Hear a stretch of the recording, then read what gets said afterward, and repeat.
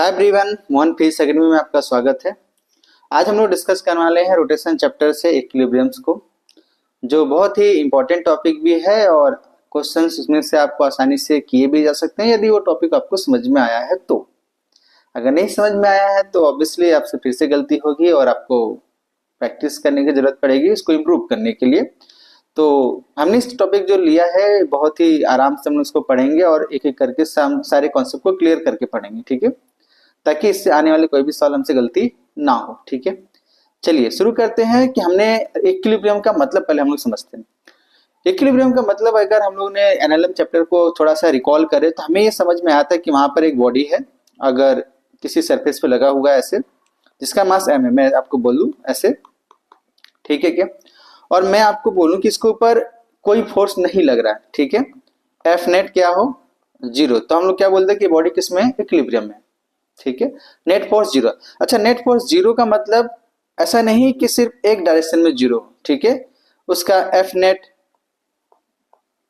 X direction में भी 0 हो, एफ नेट वाई डायरेक्शन में भी 0 हो, ये किसमें, वाई डायरेक्शन में भी क्या हो 0 हो, एफ नेट जेड डायरेक्शन में भी क्या हो 0। तीनों ही डायरेक्शन में एफ एक्स 0 हो, एफ वाई 0 हो और एफ जेड 0, या इसको ऐसे भी लिखते हैं sigma F I is equal to 1 to N is equal to, ऐसे एन बोल देता है, इज इक्वल टू एन, ठीक है। तो sigma F is equal to क्या 0, तो क्या होता था, और यहाँ पे एफ आई, तो वो क्या होता था, नेट फोर्स 0 बोलते थे और मतलब वो बॉडी इक्विलिब्रियम होता था, ठीक है। ये हम लोगों ने पढ़ रखा है इक्विलिब्रियम एनएलएम चैप्टर से, ठीक है। तो फिर सर रोटेशन में क्या दिक्कत है, रोटेशन में क्या पढ़ना है, ठीक है, रोटेशन में भी हमें यही पढ़ना है, ठीक है। लेकिन जैसा कि नाम पहले से ऐड हो चुका है क्या, रोटेशनल इक्विलिब्रियम, तो मतलब रोटेशन में भी इक्विलिब्रियम होना चाहिए, ठीक है। रोटेशन में इक्विलिब्रियम का मतलब यह है कि किसी बॉडी को, जैसे किसी बॉडी को चलाने के लिए फोर्स चाहिए होता है, उसी तरीके से किसी बॉडी को घुमाने के लिए क्या चाहिए होता है, टॉर्क। आप थोड़ी सी बातें टॉर्क के हम लोग सीखे होंगे, तो मतलब यदि मान लीजिए मैं ऐसे कोई एक्सिस फिक्स कर देता हूं, ये एक रॉड ऐसे बोल देता हूं मैं, ठीक है, अब मैं ये चाहता हूं कि ये रॉड घूमे, तो मुझे फोर्स लगाना पड़ेगा, मैंने ये फोर्स लगा दिया, तो इस फोर्स की वजह से क्या हुआ, ये घुमा घुमा तो क्या प्रोड्यूस हुआ, टॉर्क प्रोड्यूस हुआ। तो मतलब जो काम किसी बॉडी को चलाने के लिए एफ का है, किसी बॉडी को ट्रांसलेशन मोशन के लिए, ट्रांसलेशन मोशन के लिए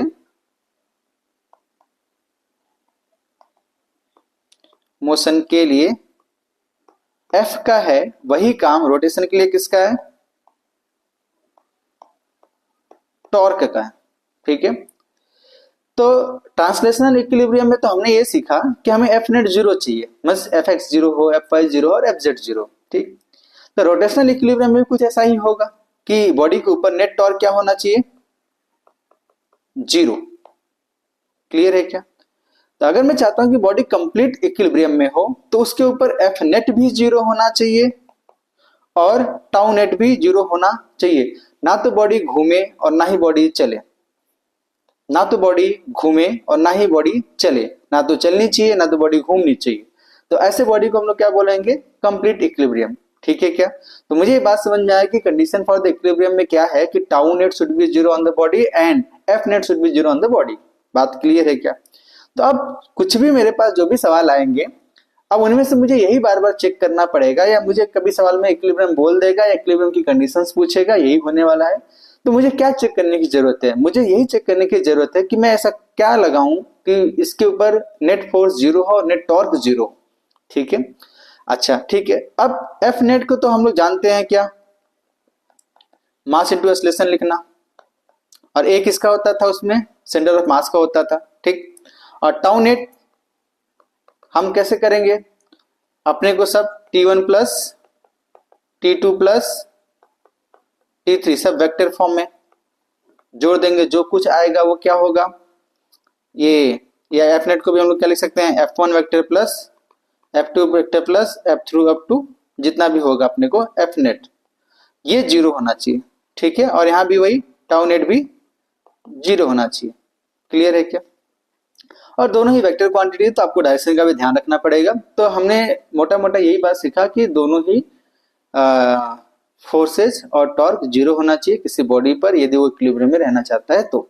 ठीक है, तो अब आगे की बातें हम लोग सोचते हैं कि जैसे मैं आपको थोड़ा सा इसी से स्टेटमेंट बेस्ड सवाल आपसे पूछूं कि जैसे मान लीजिए मैं आपको बोलूं कि इफ, फर्स्ट स्टेटमेंट में आपको बोलता हूं if F net zero on a body, F net zero, then, मैं पूरा नहीं लिख रहा हूं बस शॉर्ट लिख रहा हूं, F net zero then tau net will be zero, tau net equal to zero always, true और फॉल्स? क्या बताना आपको, ट्रू या फॉल्स? पहला स्टेटमेंट में आपसे बोला। दूसरा मैं आपसे पूछ रहा हूं if tau net zero then F net zero always, ये भी ट्रू है कि फॉल्स है बताना आपको। मेरा सवाल समझ में आया? मतलब कोई ऐसी बॉडी है जिसके ऊपर नेट फोर्स जीरो, तो आप इसको वीडियो को पॉज करके आप कर भी ट्राई भी कर सकते हो, मैं आपको बताता हूँ। देखिए आगे, जैसे मान लीजिए सबसे पहले हमने सवाल दिया आपको क्या, नेट फोर्स जीरो, तो tau net zero always, true और फॉल्स। ठीक है, तो सबसे पहले मैं एक ऐसे कंडीशंस को बनाता हूँ जिसके ऊपर नेट फोर्स जीरो है। मान लीजिए हमने ये सरफेस पे रॉड लिया, ये सरफेस पे हॉरिजॉन्टल सरफेस हमने रखा और इस पे हमने ऐसे फोर्स लगाया सेम मैग्नीट्यूड का एफ, और इधर एक उल्टे डायरेक्शन में लगाया एफ सेम मैग्नीट्यूड का। क्लियर? अब मैं आपसे पूछूं कि बताओ इस रॉड पे नेट फोर्स कितना, एफ नेट कितना? तो आपको दिख रहा है कि एक फोर्स इधर लग रहा है, एक फोर्स इधर, दोनों सेम मैग्नीट्यूड के अपोजिट डायरेक्शन के, तो मैं क्या लिखूंगा, F minus F is equal to zero. Clear? What about the tau net? What about the tau net? तो टाउ नेट को आप देखोगे तो आपको ये देख के समझ में आ रहा होगा कि सर टॉर्क तो जीरो नहीं है। क्यों? जैसे ये रॉड है, एक फोर्स ऐसे लग रहा है और एक फोर्स ऐसे लग रहा है, तो ये फोर्स इसको ऐसे घुमाना चाहता है, ये फोर्स ऐसे घुमाना, ये तो घूम जाएगा। बात क्लियर है? तो टॉर्क जीरो तो नहीं है, इसका मतलब ये torque not equal to zero. क्या सीखे हमने? हमने ये सीखा if net force on the zero it does not mean tau net will be zero. तो पहला स्टेटमेंट क्या है, फॉल्स है। पहला स्टेटमेंट क्या है, फॉल्स। बात क्लियर है? दूसरे स्टेटमेंट की बात करते हैं जिसने हमसे बोला, दूसरा स्टेटमेंट हमसे क्या बोला, देखिए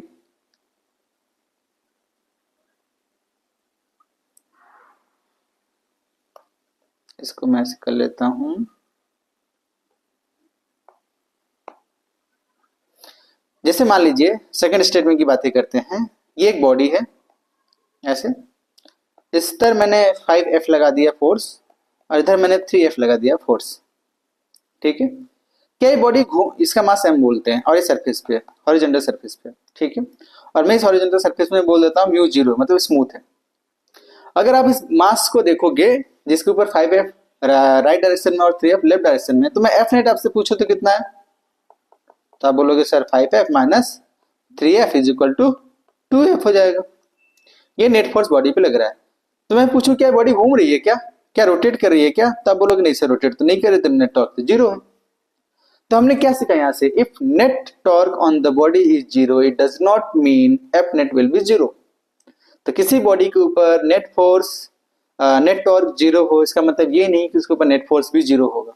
क्लियर है? तो दूसरा स्टेटमेंट भी क्या है, फॉल्स। क्लियर हुआ दोनों स्टेटमेंट से बातें?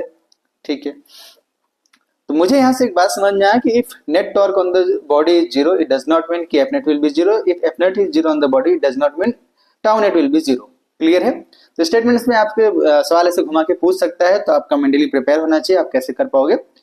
ठीक, अब आगे की हम लोग बातें करते हैं कि आगे हमसे और आगे क्या सीखना है, इक्विलिब्रियम के सवाल कैसे बनेंगे। तो मैं एक सबसे सिंपल सा सवाल आपसे भी उठाता हूं। देखिए, जैसे मैं बोलूं, आपको क्या पूछा जाएगा सवाल में, जैसे मैं बोलूं कि मान लीजिए एक अपने पास ऐसे रॉड है हॉरिजॉन्टल सरफेस पे जिसका मास m है, स्मॉल लेंथ l है। ठीक, और मैं आपको बोलूं कि चलो आप बताओ कि इधर हमने एक f लगा दिया, ये इसकी वैल्यू कितना लगाया, f। ठीक, और मैं आपको बोलूं कि इधर से मैं ये l/4 पे लगाया। ठीक है, तो सिंपल मैं आपसे सवाल से पूछूं कि दूसरा फोर्स कहां और कितना लगाऊं ताकि बॉडी इक्विलिब्रियम में रहे।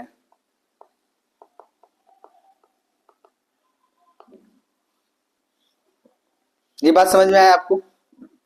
तो मुझे एक बात समझ में आ रहा है कि रॉड है, ऐसे हॉरिजॉन्टल सरफेस पे रॉड रखा हुआ है ऐसे समझिए, और मैं ऐसे इधर एक फोर्स लगाया, तो मैं इधर से एक फोर्स लगाऊंगा तो ये तो घूम जाएगा।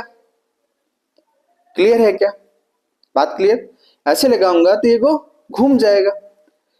तो मैं ये चाहता हूं कि इक्विलिब्रियम में रहे, तो अगर मैं इधर फोर्स लगाऊं तो उसके अपोजिट में भी एक फोर्स लगाऊंगा, ठीक है? उसके अपोजिट लगाऊंगा तो बॉडी के ऊपर नेट फोर्स जीरो हो जाएगा।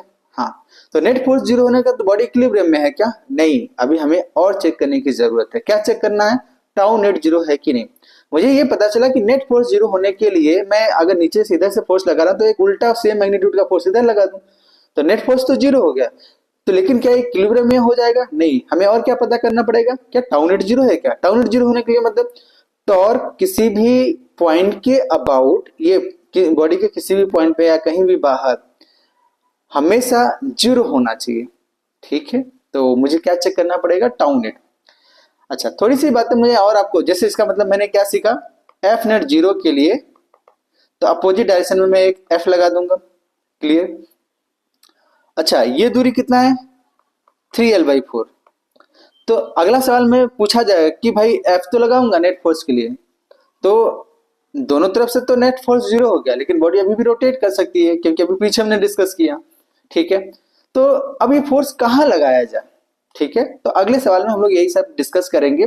एक बात हमने यहाँ से सीखी कि हमें नेट फोर्स जीरो होना तो ऐसे अपोजिट लगाते हैं, टॉर्क नेट जीरो करने के लिए भी यहाँ पे हम लोग ऐसे, टाउ नेट जीरो करने के लिए हम लोग इसे अच्छा सॉल्व भी कर देता हूँ मैं। देखिए इस केस के लिए मैं सॉल्व कर देता हूँ।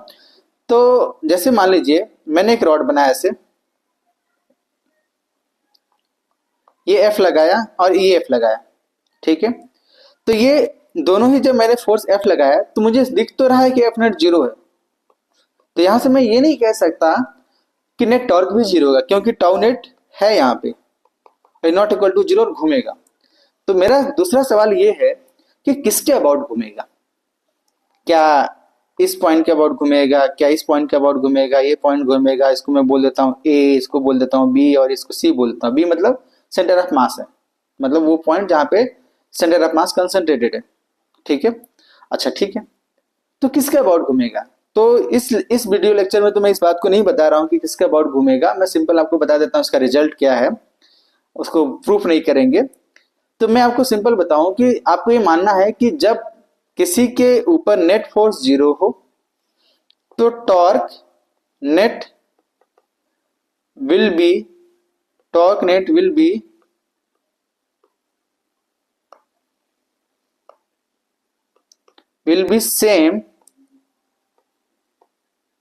B same about all point. क्या याद रखना? जब किसी बॉडी के ऊपर नेट फोर्स जीरो हो तो torque about any point will be same. मैंने जीरो नहीं बोला, मैंने क्या बोला? सेम है। क्या बोला हमने? सेम होना चाहिए, ठीक है? इस कॉन्सेप्ट को आपको याद रखना। सेम होने का क्या कहने का मतलब, मैं ऐसे बोलूं कि torque about A, torque about B, torque about C, जो भी होगा वो सबके लिए क्या होगा? सेम होगा। या मैं बाहर का भी कोई पॉइंट लूं तो भी क्या होगा? सेम होगा। तो अब इन सभी कॉन्सेप्ट को मैं यहाँ इंप्लीमेंट करने वाला हूं आगे के सवालों में, ठीक है? तो यहाँ पे हमने जो ऊपर अभी ये वाला जो सवाल एग्जांपल के लिए ले रखा था, तो उसमें मुझे यही समझ में आया कि हम नेट फोर्स जीरो करने के लिए हमने अपोजिट डायरेक्शन लगा दिया।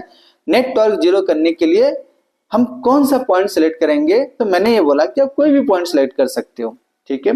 लेकिन कंडीशन ये होना चाहिए कि जिसको भी आप सिलेक्ट करोगे उस पॉइंट को सिलेक्ट करो जहां से आपको कैलकुलेशन करना आसान हो, ठीक है? तो चलिए, इसमें एफ नेट जीरो है, टाउ नेट जीरो करने के लिए मैं ऐसे बोल देता हूं कि अगर ये पॉइंट ए है तो टाउ नेट को मैं ऐसे बोलूंगी टाउ अबाउट ए क्या होना चाहिए? जीरो होना चाहिए, ठीक है? तब ये बॉडी किसमें होगा? इक्विलिब्रियम में होगा। और ये मान लेते हैं दूरी कितना है? x। तो मैं ऐसे बोलूंगा कि अगर मैं इस पॉइंट को लिया हूं तो F की वजह से जो टॉर्क प्रोड्यूस हो रहा है, ऊपर की वजह से जो टॉर्क प्रोड्यूस हो रहा है, वो सब मिलके कितने होने चाहिए? जीरो होने चाहिए, ठीक है क्या? अच्छा, इस पर्टिकुलर केस में मेरा टॉर्क जीरो नहीं होगा क्योंकि मैंने जो एक्सिस को सेलेक्ट किया है ऐसे भी है। तो आप ऐसे एज्यूम करना है कि ये जैसे आपको कैलकुलेशन के समय कि उस तरीके से आपको कंडीशंस दिए जाएंगे कि आप कैलकुलेट कर पाओ। ठीक है, चलिए मैं सवालों को लेता हूँ कि सवाल क्या है और उसको सॉल्व करने कैसे सॉल्व करते हैं उसको सीखते हैं।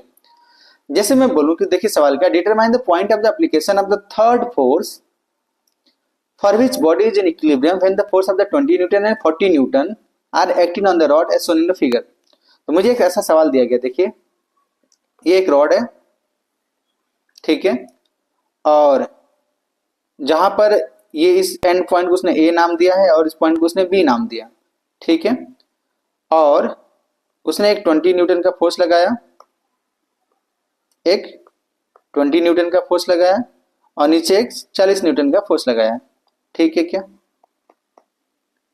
और यहां से उसने दूरी दिया है 10 सेंटीमीटर और ये वाला दूरी उसने दिया है 20 सेंटीमीटर। क्लियर। तो हमसे पूछा कि थर्ड फोर्स में कितना लगाऊं और कहां लगाऊं ताकि net force and torque body के ऊपर जीरो मतलब इक्विलिब्रियम में हो। तो मुझे ये बात देख के ही समझ में आ रही होगी आपको भी कि ऊपर 20 न्यूटन लग रहा है, नीचे 40 न्यूटन लग रहा है, ठीक है। तो नेट फोर्स किधर लगा, नीचे की तरफ, वो भी कितना 40। तो मान लेते हैं कि कहीं भी एफ में ऐसे लगा दिया, ऐसे एफ। क्यों मैंने ऊपर का डायरेक्शन लगाया, ये आपको समझ में आ रहा है क्या? क्योंकि मुझे पता है कि नीचे 40 लगा तो ऊपर भी 40 लगना चाहिए, तभी नेट फोर्स जीरो होगा बॉडी के ऊपर। तो मैं लिखूंगा 20 plus F is equal to 40। तो एफ की वैल्यू कितना आना चाहिए, 20 न्यूटन। किसके लिए, एफ नेट जीरो के लिए। तो अब देखिए जब 20 न्यूटन आप ऊपर लगाओगे और 20 न्यूटन पहले से लग रहा था, 40 नीचे लग रहा था, तो ऊपर का 40 नीचे का 40 बराबर, तो नेट फोर्स जीरो हो गया। ओके सर, फोर्स तो पता चल गया। अब कहां लगाएंगे ये हमारा सवाल है। तो कहां लगाएंगे सर, इसको भी चेक करते हैं। देखिए तो कहां लगाएंगे के लिए हमें क्या पता करना पड़ेगा, टाउ नेट जीरो। अच्छा टाउ नेट किसके अबाउट जीरो सर, किसी भी पॉइंट आपकी मर्जी, जिसके अबाउट सेलेक्ट करना आप कर लो, ठीक है। तो चलिए मैं ऐसे इस पॉइंट को नाम दे देता हूं, इस पॉइंट को नाम मैं दे देता हूं P और इस पॉइंट को नाम देता हूं Q। ये कलर दिख नहीं रहा तो मैं ऐसे, ये पॉइंट P ले लीजिए और पॉइंट को Q ले लीजिए, ठीक है। तो मैं देखिए 20, ये पॉइंट P और Q, ये पॉइंट Q, और मैं F ऐसे जो अप्लाई किया जिसका वैल्यू हमको, इसको X दूरी बोल देता हूं। तो मैं टॉर्क अबाउट P फाइंड करना चाहता हूं, ठीक है। अच्छा आप कोई भी सिलेक्ट कर सकते हो, आपकी मर्जी है। तो मैंने P को सिलेक्ट किया है टॉर्क के लिए, क्यों, इससे मुझे पता है कि 20 न्यूटन की एक की वजह से कितना हो जाएगा टॉर्क, जीरो। तो इसके अबाउट में सिलेक्ट करना चाहता हूं, ठीक है। तो ये दूरी कितना है अपने को पहले से पता है, कितना, देखिए 20 है, ठीक है, और ये वाली दूरी हमने x दे रखा है। तो चलिए फाइंड करते हैं, और ये वाली दूरी अपने को पता है एंड से कितना है, 10 सेंटीमीटर है। तो चलिए अब अपने को टॉर्क का फॉर्मूला याद है क्या आपको, R क्रॉस F या R परपेंडिकुलर F या F परपेंडिकुलर R, ठीक है, मतलब परपेंडिकुलर डिस्टेंस और फोर्स में मल्टीप्लाई करना है। तो मैंने P पॉइंट को सिलेक्ट किया है। तो P के अबाउट अगर मैं ये, जिसकी वैल्यू हमको पता है 20 न्यूटन और इसकी वैल्यू कितना अपने को 40 न्यूटन। तो अब देखो मैं आपको बताता हूं, ऐसे समझो कि ये 40 न्यूटन लग रहा है और इधर कहीं मैंने F लगाया, F की वैल्यू कितना 20 न्यूटन हमने पीछे कैलकुलेट कर रखा और ये हमने पॉइंट सिलेक्ट किया। तो इसके अबाउट ये ऐसे घूमने के लिए था, ऊपर वाला ये 20 न्यूटन ऊपर ऐसे घुमाएगा, 40 न्यूटन ऐसे नीचे घुमाएगा, ठीक है क्या, हाँ ठीक है सर। तो मुझे एक बात समझ में आ रहा है कि 20 न्यूटन ऊपर घुमा रहा है, 40 न्यूटन नीचे घुमा रहा है, और मैं ये चाहता हूं कि रॉड ऐसे पड़ा रहे, उसमें कोई मोमेंट हॉरिजॉन्टल सरफेस पे ना हो। तो इसका मतलब 20 न्यूटन की वजह से जो फोर्स घुमा रहा है और 40 न्यूटन की वजह से जो फोर्स घुमा रहा है, यहाँ पे दोनों का टॉर्क अपोजिट डायरेक्शन है और वो दोनों सेम होने चाहिए, पहली बात। नहीं तो डायरेक्शन भी फाइंड करते हैं, ये एक्सिस है, आर ये है, तो मैं लिखूंगा आर, ऊपर एफ है तो आर क्रॉस एफ का अंदर की तरफ, ठीक है। ऐसे समझो आप किसकी वजह, एंटी क्लॉकवाइज, ठीक।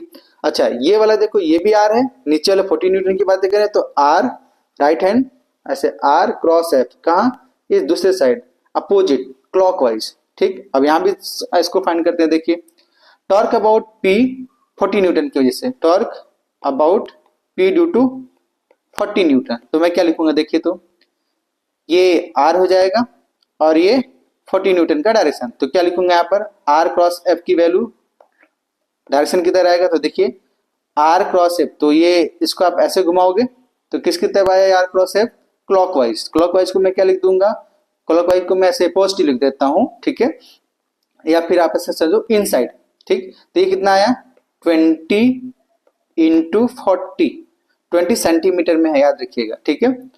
और ये कैसा, इनसाइड आया, क्लियर।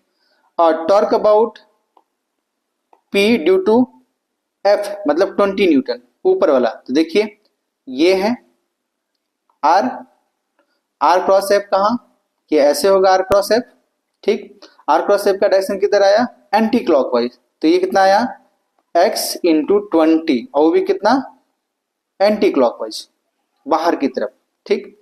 और ये दोनों बराबर होने चाहिए, तभी क्या होगा, नेट टॉर्क जीरो होगा। या मैं ऐसे बोलूं कि दोनों को जोड़ने के बाद जीरो होना चाहिए, तो मैं ऐसे लिखिए, अगर अंदर वाले को मैं पॉजिटिव ले लेता हूं तो बाहर वाले को मैं क्या लूंगा, नेगेटिव। तो देखिए मैं इसको ऐसे करता हूं,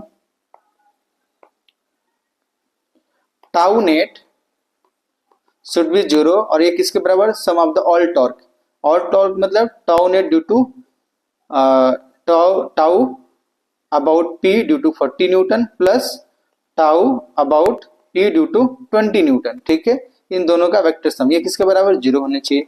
तो tau due to the 40 newton कितना है, देखिए 8, या ऐसे लिखता हूं अभी 20 इंटू 40। तो अगर अंदर को मैंने पॉजिटिव ले लिया तो बाहर को मैं क्या लूंगा, नेगेटिव।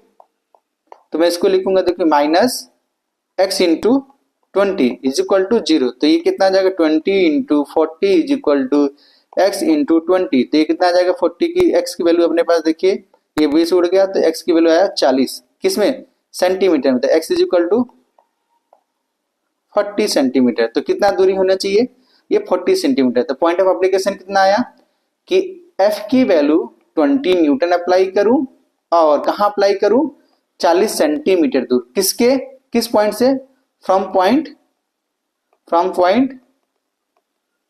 पी। ये आंसर है आपका, क्लियर है। आई होप मैं ये बात आपको समझा पाया हूंगा। अब देखिए दूसरा सवाल आपको जो खुद करना है और समझना है, जल्दी से हम लोग करते हैं। देखिए दूसरा सवाल हमसे क्या पूछा गया, determine the point of application of the force when the force are acting on the rod as shown in figure. ये आपको एक डायग्राम दिखाया गया है जिसमें ये फोर्स दिखे गए हैं, लगाए गए हैं। तो सबसे पहले हम लोग अगेन चेक करते हैं कि ये रॉड ऐसे मान लेते हैं, इसके ऊपर कितने फोर्स लग रहे हैं, 5 न्यूटन ऊपर लग रहा है, 5 न्यूटन नीचे लग रहा है, और यहाँ पे 10 cos 37 पे लग रहा है। तो इसके दो कंपोनेंट हम लोग ले लेते हैं, 10 और एक हॉरिजॉन्टल की तरफ और एक वर्टिकल की तरफ। तो ये 10 cos 37,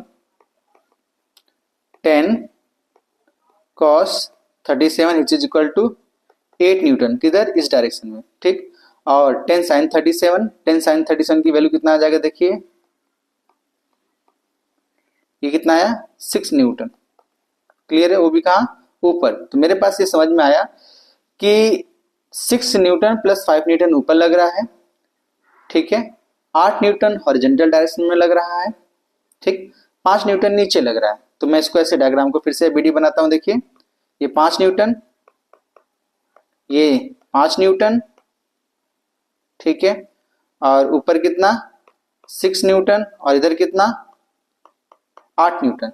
तो ये 5 न्यूटन 5 न्यूटन तो कैंसिल कर रहे हैं, तो बचा कितना, जो बॉडी के ऊपर फोर्स मेरे को दिख रहा है वो दिखा कितना, 8 न्यूटन। मैं इसको ऐसे बोल देता हूँ, इधर x बोल देता हूँ, इसको y बोल देता हूँ, ठीक है। तो मुझे ये दिख रहा है कि 8 न्यूटन ऐसे, या ऐसे बोलूं कि एफ नेट जो लग रहा है वो लग रहा है 8 आई कैप प्लस 6 जे कैप। अब मैं चाहता हूँ इक्विलिब्रियम में रहे, तो एफ नेट जीरो होना चाहिए। तो इसका मतलब जीरो होने के लिए इसका उल्टा फोर्स लगाऊं क्या मैं, तो उल्टा फोर्स लगाने के लिए रॉड को मुझे ऐसे लगाना पड़ेगा, ये 6 न्यूटन नीचे दे दूं और 8 न्यूटन इधर दे दूं। तो मैं वैल्यू क्या लिखूंगा, माइनस टाइम 8 आई कैप प्लस 6 जे कैप, ये आ गया फोर्स। बात क्लियर है क्या, करना है, देखिए हमने एफ नेट जीरो चेक कर लिया और मुझे दिखा कितना, माइनस 8 आई कैप प्लस 6 जे कैप लगना चाहिए। तो अब जल्दी से हम लोग क्या चेक करें, टाउ नेट की वैल्यू, टाउ नेट, ठीक है। टाउ नेट चेक करने के लिए देखिए मुझे रॉड दिख रहा है, ये ऐसे मैं ऐसे बना देता हूं। तो इधर कितना 37 डिग्री, ये 10 न्यूटन, तो इधर कितना लगा 6, और इधर कितना लगा 8, ठीक है, इस पॉइंट को मैं ए बोल देता हूं, ठीक है, इस पॉइंट को मैं ए बोल देता हूं, और ये कितना 5 न्यूटन, इधर भी मैं 5 न्यूटन का फोर्स लगा है, और ये दूरी मैं एक्स बोल देता हूँ, ठीक है, और सॉरी ये तो 5 सेंटीमीटर दे रखा था, और जो मैं फोर्स एफ है उसको मैं ऐसे बोल देता हूँ, ये एक्स दूरी पर मैंने ये एफ अप्लाई किया, ठीक है। एफ में क्या है अपने पास, देखिए इधर कितना लग रहा है -8 आई कैप, तो ये 8 इधर लग रहा है, 6 नीचे लग रहा है, तो हॉरिजॉन्टल फोर्स वाले कोई टॉर्क प्रोड्यूस करेंगे नहीं क्योंकि सेम लाइन से पास कर जाएंगे, ठीक। अब मैं इसको इसी के अबाउट इसको एक्सिस मान लेता हूँ, और इस पॉइंट को मैं ए बोल देता हूँ, ठीक है। तो ए के अबाउट मुझे टॉर्क प्रोड्यूस करना है, देखना है कितना है, तो मुझे एक्स पता है, तो ये वाली दूरी कितना हो जाएगा 10 - x हो जाएगा, ठीक है।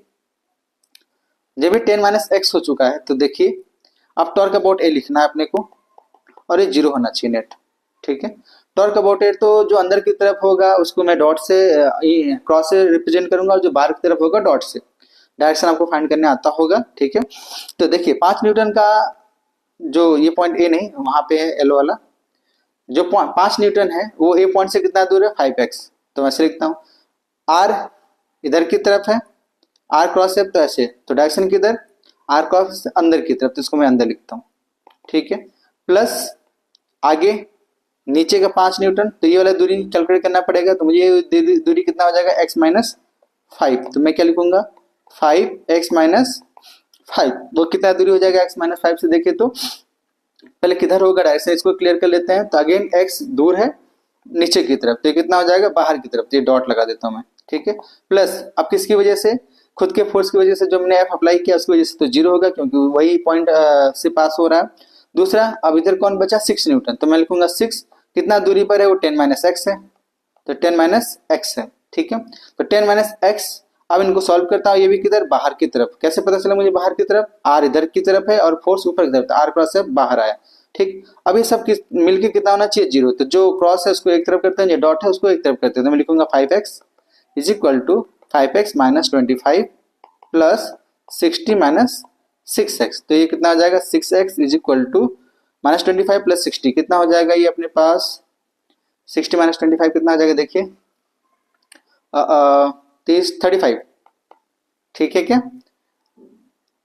तो x की वैल्यू कितना आएगा 35/6 सेंटीमीटर, बात क्लियर है।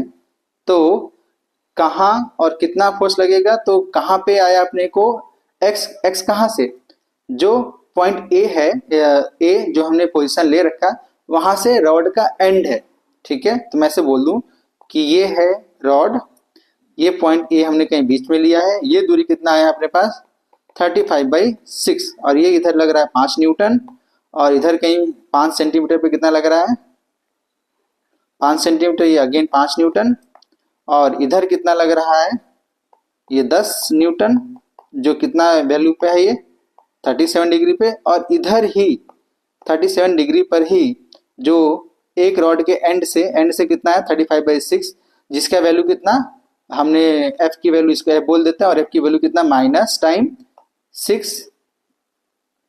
8 आई कैप प्लस 6 जे कैप। सवाल समझ में आया आपको, आंसर समझ में आया कि किस पोजीशन पे कैसे फाइंड करेंगे, आई होप ये बातें समझ में आई होंगी। चलिए अगले सवाल को हम लोग देखते हैं, इसको जल्दी से करते हैं। तीसरा सवाल हमारा ये है आज इसके लेक्चर का। देखिए तीसरा सवाल क्या है, मैं आपको बोलूं कि मेरे को इस सवाल में बोला गया है कि रॉड है और इसको हैंग किया गया है, जो कहां से स्ट्रिंग के एक एंड से और दूसरा किसी बीच में से, और दोनों का डिस्टेंस दे दिया चुका है, और इसका मास m है और लेंथ भी l है, ठीक। तो मैं ऐसे बोल देता हूं ये टेंशन, और यहाँ पे टेंशन, दो स्ट्रिंग है तो दोनों अलग अलग हैं, तो इसका मैं T1 बोल देता हूँ, इसका मैं T2 बोल देता हूँ, और इसका सेंटर ऑफ मास इसके मिड में होगा, तो यहाँ पे मैं mg लगा देता हूँ, इसका मैं FBD बनाया, ठीक है। अब मुझे ये बात पता है कि ये सिस्टम इक्विलिब्रियम है, तो नेट टॉर्क भी 0 होना चाहिए और नेट फोर्स भी 0 होना चाहिए। तो हमसे पूछा गया है स्ट्रिंग का टेंशन कितना होगा, तो मुझे ये बात क्लियर दिख के लग रहा है कि नेट टॉर्क और नेट फोर्स 0 होना चाहिए, उसी कॉन्सेप्ट को यूज करना है। तो मैं पहला इक्वेशन लिखूंगा T1 plus T2 is equal to zero, sorry is equal to mg। क्यों? क्योंकि जितना फोर्स ऊपर उतना नीचे, तो नेट फोर्स जीरो।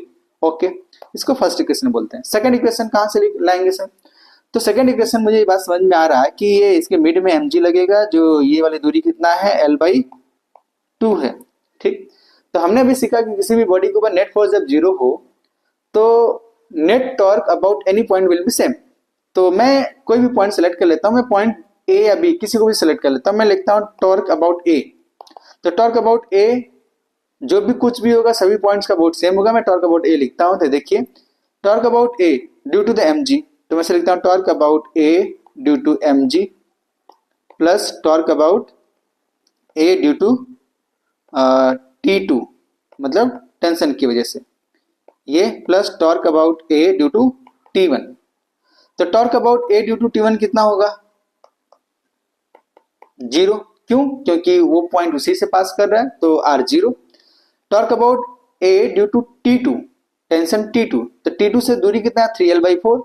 तो देखिए ऐसे है, मैं इसको बना देता हूं, ये पॉइंट A है और ये दूरी 3L/4 है और ये T2 है, तो ये R ऐसे लगेगा डायरेक्शन, तो R क्रॉस F, तो बाहर की तरफ आया, तो मैं क्या लिखूंगा? देखिए 3L/4 इंटू T2, वो भी कितना? बाहर की तरफ, ऐसे मैंने डॉट से दिखाया बाहर। ठीक है, plus torque about A due to mg, तो torque about A due to mg भी देखिए, ये mg, ये दूरी कितना? L/2। क्लियर? अच्छा, जब दूरी L/2 है, mg है, तो टॉर्क किधर? R इधर की तरफ अगेन, तो R क्रॉस F अंदर की तरफ, तो मैं लिखूंगा देखिए mg L/2, वो भी किधर? अंदर की तरफ। ठीक है, और ये नेट टॉर्क क्या होना चाहिए? अबाउट ए जीरो होना चाहिए। क्यों? क्योंकि वो इक्विलिब्रियम में है। क्लियर? वो इक्विलिब्रियम में है। तो मुझे बात समझ में आया कि जीरो इज इक्वल टू, अगर मैं अंदर को पॉजिटिव लूं तो बाहर को नेगेटिव लूंगा, तो क्या मैं ऐसे लिख सकता हूं? क्या देखिए mg L/2 minus 3L/4 into T2, तो इक्वेट कर देते हैं, तो T2 की वैल्यू कितना आएगा? 3L/4, वैल्यू अभी बाद में निकाल लेते हैं, mg L/2, L उड़ा देते हैं जल्दी से, तो T2 कितना है अपने पास? देखिए 2 चला गया, तो 2mg/3। तो T1 कितना? तो mg माइनस 2 mg/3, तो कितना आ जाएगा T1? mg/3। टेंशन निकल गया। आई होप ये बातें समझ में आई होंगी। चलिए नेक्स्ट सवाल को हम लोग जल्दी से करते हैं। नेक्स्ट सवाल क्या है? देखिए A stationary uniform rod of mass m, length L, lean against the smooth vertical wall, making angle theta with the horizontal floor. Find the normal force, frictional force that is exerted by the floor on the rod. ठीक है, इसको भी करते हैं जल्दी से। तो मुझे पहले इसके ऊपर कौन कौन से फोर्सेज लगते हैं वो चेक करते हैं हम लोग। तो इस पॉइंट को मैं देखा कि यहाँ पे फोर्स लगेगा ऐसे नॉर्मल, यहाँ भी फोर्स लगेगा परपेंडिकुलर टू द सरफेस। इस वैल्यू को मैं नाम दे देता हूँ N1, इस वैल्यू को नाम देता हूँ N2। चूंकि रॉड स्लाइड नहीं कर रहा है, तो इसका मतलब यहाँ पे फ्रिक्शन फोर्स भी लग रहा है, और ये फ्रिक्शन फोर्स किधर? रॉड आगे की तरफ स्लाइड करना चाहेगा तो फ्रिक्शन फोर्स पीछे की तरफ, ये फ्रिक्शन फोर्स। तो लगने वाले फोर्सेज मुझे ये दिखे, और रॉड का मास होगा तो रॉड का मास उसके सेंटर ऑफ मास से नीचे की तरफ mg लगेगा। क्लियर है क्या? ये सभी चार फोर्सेज लगेंगे। ठीक, तो अगर ये स्टेशनरी है या इक्विलिब्रियम में है तो F net जीरो होना चाहिए। इसका मतलब यह है कि जो भी वर्टिकल डायरेक्शन के फोर्सेज लग रहे हैं और हॉरिजॉन्टल डायरेक्शन के फोर्सेज मिलके सब कितने होने चाहिए? जीरो। तो सबसे पहले मैं देखूंगा N2 इधर लग रहा है, फ्रिक्शन नीचे, तो क्या N2 is equal to friction है, एक इक्वेशन में ऐसे बोल देता हूं। और वर्टिकल हॉरिजॉन्टल डायरेक्शन में, वर्टिकल डायरेक्शन की बातें हम लोग करते हैं, तो N1 लग रहा है और mg लग रहा है, और कोई तो फोर्स लग नहीं रहा, तो मुझे लिखूंगा N1 is equal to mg। Clear? ये दूसरा इक्वेशन लिखता हूं। ठीक, ये कैसे आया अपने को? ट्रांसलेशन इक्विलिब्रियम से, ट्रांसलेशन इक्विलिब्रियम से आया। ठीक है, तो अब रोटेशन की बातें करते हैं। तो टाउ नेट जीरो होना चाहिए। अच्छा, नेट फोर्स जीरो, तो tau net about any point will be same, हमेशा क्या होगा? सेम होगा। तो चलिए सेम के लिए अब हमें क्या समझ में आ रहा है कि हम ऐसे कौन से पॉइंट को सिलेक्ट करें जहां से अपने को टॉर्क कैलकुलेट करना आसान हो। तो मुझे दिख रहा है कि फ्रिक्शन और N1 जहां से निकला है, उस पॉइंट के अबाउट कैलकुलेट करेंगे तो दो फोर्सेज का टॉर्क जीरो हो जाएगा, तो आसान है। तो मैं इस पॉइंट को ए बोल देता हूँ। तो मैं अगेन लिखता हूँ टॉर्क अबाउट ए। अब उसको कैलकुलेट करते हैं, तो एन ऐसे लिखूंगा, torque about A due to N1 plus torque about A due to friction plus torque about A due to mg plus torque about A due to N2। Clear है? इन सब का वेक्टर सम, और ये सब क्या होना चाहिए, 0 के बराबर। तो torque about A due to N1 कितना, 0। Torque about A due to F कितना, 0। क्यों ऐसा मैं बोल रहा हूँ, क्योंकि वही पॉइंट से पास कर रहा है, तो R 0 है। ठीक है। अच्छा, दूसरा torque about A due to mg। तो मुझे पता है कि अगर रॉड का लेंथ L है, ऐसे मैं बना देता हूँ, देखिए ये A है और इसी के अबाउट घुमाना है, और ये mg है, तो ये वाला दूरी कितना, L/2, और ये एंगल कितना, थीटा। तो अपने को torque about A due to mg कितना, mg into L/2 perpendicular distance. Perpendicular distance mg के लिए क्या ये है क्या, कितना हो जाएगा, L/2 cos थीटा। क्या ये बात समझ में आया? तो मैं क्या लिखूंगा, L/2 cos थीटा। और अच्छा, डायरेक्शन की बातें करते हैं, तो मुझे समझ में आ रहा है कि R उधर है, mg नीचे, तो R देखिए R इस साइड है, mg नीचे, तो R क्रॉस है बाहर की तरफ, तो मैं ऐसे लिख देता हूं यहाँ पे बाहर। ठीक है, axis plus due to N2 कहाँ है, देखिए मैं फिर से बना देता हूं, ये पॉइंट A, ये N2 और ये R। ठीक, और ये परपेंडिकुलर डिस्टेंस, ये वाला दूरी क्या है इसका, परपेंडिकुलर। तो ये कितना है, ये एंगल थीटा है, तो L cos थीटा हॉरिजॉन्टल में, ये हॉरिजॉन्टल में हो जाएगा L cos थीटा, और ये वर्टिकल कितना, L sin थीटा। तो मैं क्या लिखूंगा, N2 है ये, तो N2 into L sin theta, ये सब मिलके 0 होना चाहिए। ठीक है, तो मैं फिर से क्या लिखूंगा, देखिए mg इंटू L/2 बाहर की तरफ, तुम उसको एक पॉजिटिव नेगेटिव तो दोनों बराबर हो जाएंगे, तो N2 into L sin theta, और इंटू cos थीटा पहले था उसमें छूट गया अपने से, ऐसे लिख देता हूं, देखिए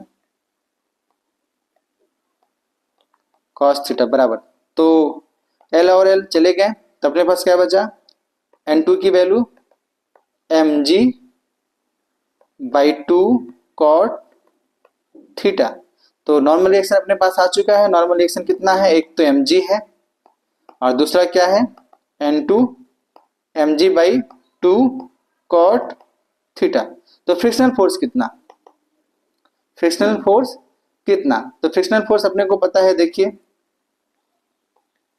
कहा गया, ये सरफेस था, ये नॉर्मल लग रहा था, ये फ्रिक्शन फोर्स की वैल्यू, तो फ्रिक्शन फोर्स की वैल्यू नॉर्मल के ऊपर डिपेंड करता है। ये नॉर्मल की वैल्यू हमने N1 लिखा है, तो मैं फ्रिक्शन की वैल्यू क्या लिखूंगा, म्यू इंटू N1। तो अवेलेबल फ्रिक्शन यही है। ठीक है, अवेलेबल फ्रिक्शन यही है, और इक्वेशन से F की वैल्यू N2 के बराबर थी, N2 के बराबर। ठीक है, तो फ्रिक्शन की वैल्यू कितना हो जाएगा, mg cot थीटा/2। क्लियर है ये बातें?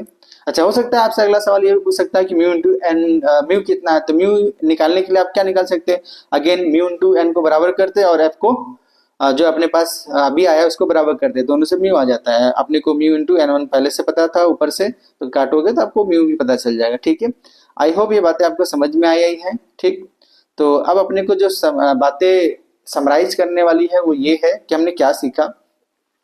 सबसे पहले हमने ये सीखा कि जब भी बॉडी इक्विलिब्रियम में हो तो टाउ नेट और एफ नेट 0 करना है। ठीक, दूसरा हमने ये सीखा कि अपने को टॉर्क कैलकुलेट करने आना चाहिए किसी भी पॉइंट्स के अबाउट। तो एक्चुअल में इक्विलिब्रियम सीखने के लिए हमारे लिए जरूरी है कि टॉर्क कैलकुलेट करने आना चाहिए किसी भी पॉइंट्स के अबाउट, कितना, किधर, और डायरेक्शन क्या होगा, उसका एक्सिस ऑफ रोटेशन कैसे है, क्लॉकवाइज है, एंटी क्लॉकवाइज, सब आएगा, तो आप आसानी से उस वैल्यू को कैलकुलेट कर सकते हो। ठीक है, आई होप ये बातें मैं आपको टॉपिक समझा पाया हूँ। Thank you for watching.